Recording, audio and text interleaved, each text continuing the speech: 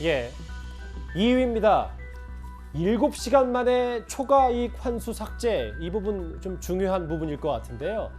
당시 2015년 성남도시개발공사 내부에서는 민간 사업자의 초과이익을 환수하는 조항이 들어간 의견서가 있었는데 글쎄요, 무슨 일이 있었길래 불과 몇 시간 뒤에 그 내부 직원의 의견이 묵살된 것으로 새롭게 알려졌습니다. 먼저 화면부터 만나보겠습니다. 보상을 하고 택지 조성까지 하면은 최소 1년에서 2년이 걸린다고 보기 때문에 플러스 알파를 검토를 요한다는 것을 수기로 써서 개발본부장한테 제출했습니다. 미래 가치에 대해서 특히 경제 전망이 좋아진다면 추가적으로 수익이 일어날 수 있기 때문에 이 부분들을 공공에서 환수하거나 우리가 마땅히 가져올 수 있는 대책을 마련해야 된다라는 그렇습니다. 그런 보고를 수기로 작성하셨다는 거죠. 그죠? 예, 그렇습니다. 그럼 1, 2팀 둘 다 초과 수익에 대해서 환원을 해야 된다고 올린 거네요. 네, 맞습니다. 그죠? 예, 공모지침서를? 예, 그렇습니다. 그런데 결국 결정된 공모지침서는 초과 수익 부분이 빠진 거고. 예, 맞습니다. 좀 꼼꼼히 살펴보겠습니다. 소국장님. 네. 당시 이재명 시장은 민간 수익이 지나치게 우선시하지 않도록 한다라고 해서 초과이익 환수 조항을 검토.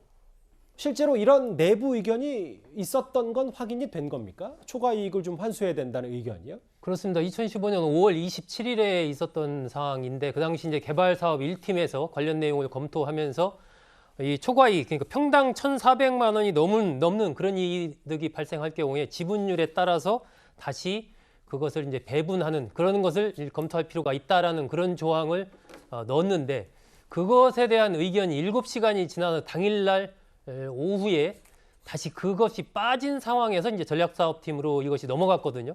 그 실무자들은 일단 당시에 혹시 몰라서 처음에 그 조항이 들어갔던 검토 보고서와 그것이 빠진 그 보고서 그 두 가지를 다 지금도 가지고 있다라고 얘기를 했고 이것이 이제 지난 날 29일 날 검찰이 압수수색하면서 검찰이 압수를 한 겁니다. 그렇기 때문에 당시에 왜 초과 수익이 발생할 경우에 지분에 따라서 이걸 다시 배분을 해야 된다라는 그런 안이 올렸는데 왜 그것이 빠진 상황에서 최종적으로 그렇게 정해졌는가? 그러면 그것을 이른바 전략사업팀에 속한 이 기획본부의 전략사업팀장의 판단인가? 아니면 기획본부장이었던 유동규 전 본부장의 판단인가? 아니면 유동규 전 본부장과 당시 이재명 시장의 어떤 협의하에서 빠진 건가? 여러 가지 이제 그런 관측이 제기가 되고 있기 때문에 이걸 누가 왜 뺐는가? 이것이 이제 이번 사건의 이른바 배임과 관련된 유동규 전 본부장의 혐의와 관련해서 상당히 지금 중요하게 부각이 돼 있는 상황입니다. 말씀하신 부분을 저희 제작진이 그래픽으로 한번 그려봤습니다. 2015년 5월 27일 오전 10시 34분 개발사업 1팀이 당시에 사업협약서 그러니까 초과이익 환수의 내용이 들어가 있는 듯한 내용을 전략사업팀에 넘깁니다. 그런데 그로부터 7시간 뒤 오후 5시 50분에 재수정안이 검토 요청이 됐는데 여기에 초과이익 환수 조항이 없어졌습니다. 그러니까 내부 의견이 묵살됐다. 이렇게 볼 수밖에 없는데요. 김경진 의원님. 네. 그럼 합리적인 추론을 했을 때 7시간 사이에 무슨 일이 있었다고 봐야 되는 겁니까? 아니, 합리적인 추론이 아니고 그와 관련해서 벌써 한 달 전부터 예. 몇 개 언론 매체에서 보도가 나왔는데 당시에 유동규 본부장 방에 들어가면 고성이 흘러나왔다.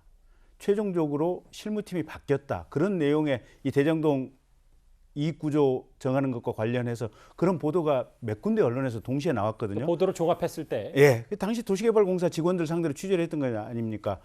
방금 요 주제 초기에 지금 이 성남시 의회 의원이 물어보고 당시 실무자가 지금 답변을 했었는데 저 실무자 답변 유심히 한번 보시면 개발사업 1팀, 개발사업 2팀 두 개의 팀에서 공이 지금 올렸다는 거 아니겠습니까? 수기로 된 보고서를 써서 올렸고 그래서 이게 투자 비율에 따라서 개발 이익을 그대로 나누자고 하는 똑같은 보고서를 1팀과 2팀이 공이 올렸었다라고 지금 얘기를 하고 있는 내용 아니겠습니까? 그런데도 두 개의 팀에서 올렸는데도 이게 무시됐다. 7시간 만에. 지금 그런 거고요. 수기 말고도 전산으로 이게 공식적으로 올라간 결제 문서 안에서도 지금 그 흔적이 남아 있다는 거 아니겠습니까? 예. 그러니까 개발사업 1팀이나 2팀 같은 경우는 이건 나중에 틀림없이 문제가 된다라고 생각을 해서 어허. 수기는 수기대로 또 이게 일부러 공문을 전자문서로 올려가지고 이 부분 굳이 반려 처리라든지 이 근거를 남기기 위해서 지금 개발사업 1, 2팀이 지금 했다고 보여지거든요. 예. 그런 이 상황 때문에 유동규 본부장이 배임죄가 성립하는 것은 빼박인 것 같고요. 그 과정에서 이재명 당시 시장이 어떤 역할이 있었느냐, 어떤 의사의 개입이 있었느냐, 여기에 따라서 이재명 시장이 배임죄가 되느냐 안 되느냐 이 부분, 그러니까 유동규 본부장에게 지시를 했다, 어떻게 하라고 유도를 했다, 이렇다면 공범이 되는 거고, 그 부분과 관련해서 아마 검찰의 수사가 지금 집중되는 상황이 아닌가 싶습니다. 빼박이란 단어 쓰였는데 유동규 전 본부장은 일단 배임 혐의가 확실시 되는데 네. 관건은 이재명 지사다 이 얘기하신 거죠? 예. 예. 그럼 이재명 시장이 이 초과이익 환수 관련한 배임죄 혐의 이 부분에 대해서 언급한 부분이 있습니다. 바로 이 지사의 목소리 들어보겠습니다. 땅값이 오를 경우에 오르는 부분을 일부 환수하자는 내부 의견을 묵살했다. 근데 이게 이제 배임의 근거로 돼 있더라고요. 제 지시 설계 방침에 따라서 고정으로 공모를 했어요. 예를 들면 이 집을 팔았는데 5억인 줄 알고 팔았는데 계약금 받고 중도금 받고 잔금 낼 때 되니까 집값이 올랐어요. 집가 오를 것 같아요. 그래가지고 6억 내라고 하는 내부 의견을 묵살해가지고 그냥 5억 받았다. 이게 배임이다. 이게 지금 이 논리여서 저는 논리 말이 안 된다고 생각해요. 배임이 아니고 갈취. 집 끝나면 제도를 바꿔달라. 말이 안 된다. 뭐 이 지사 얘기 쭉 들어봤습니다. 이도현님. 네네. 그런데 성남 도시개발공사의 정관 8조에 보면 이런 부분들 사전에 시장에게 보고해야 한다는 부분도 있거든요.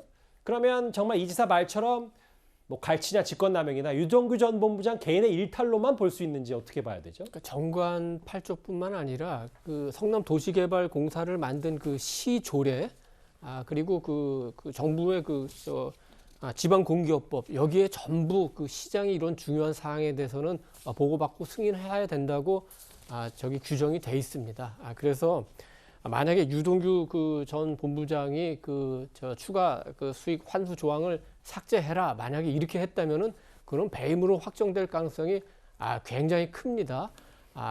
그리고 그거를 그렇다면은 유 본부장이 혼자서 결정했느냐, 아니면 지금 우리 김 앵커가 제기한 대로 정관과 그다음에 조례와 법에 따라서 이재명 지사에게 보고를 하고 지시를 받고 한 거냐, 이 부분이 이 지사의 혐의를 따지는데 굉장히 중요한 부분이 되겠죠. 예. 지금까지는 이 지사는 명확하게 뭐 어느 부분을 하지는 않지만 대체로는 보고받지 못했다는 식으로 얘기를 하는데, 보고받지 만약에 못했다 하더라도 그럼 정관과 조례와 지방공기업법을 또 위반한 거는 되는 거죠. 그래서 이 부분에 대한 굉장히 집중적인 수사가 있어야 되고, 요 배임 부분과 관련해서 이 지사가 강조하는 건 무슨 소리냐, 수익 한 얼마 날지 모르지만 우리는 5,503억을 환수했는데 어떻게 그게 배임이 되느냐, 돈을 오히려 뺏어온 건데 이렇게 하지만, 지금 거론하는 배임은 5,503억을 환수한 거는 아무 논란거리가 아닙니다. 그거는